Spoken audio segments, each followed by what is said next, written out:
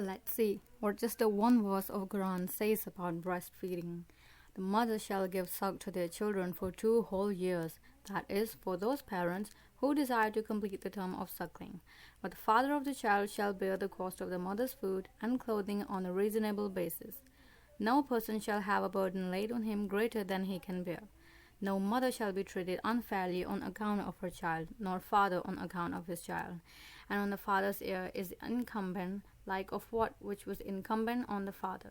If they both decide in weaning by mutual consent and after due consultation, there is no sin on them.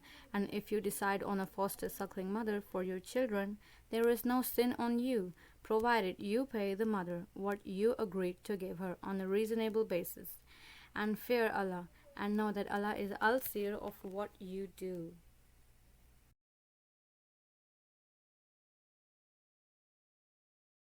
Let's see why Allah has put so much emphasis on breastfeeding and what science has to say about it. Mother's milk evolves day by day in a way that suits the infant's nutritional needs, as opposed to substitute milk like powder or cow milk, whose composition is permanent.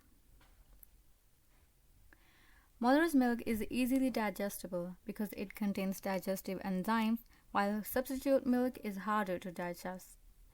Your body identifies bacteria and viruses found in your baby's body and environment. You then produce antibodies specifically tailored for those infections and deliver them to your baby through milk. Isn't that amazing? Mother's milk is always of perfect temperature.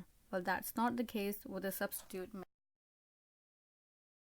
Breastfeeding helps the process of recovery of the uterus after childbirth by secretion of the hormone oxytocin from pituitary gland, which shrinks the uterus back to its normal condition. It also contains ingredients that kill cancerous cells, and it's an ideal way of contraception rather than using pills or IUCD devices or injections. It strengthens the emotional relationship between mother and the baby. It can hear the sound of mother's heart, which relaxes and calms the baby.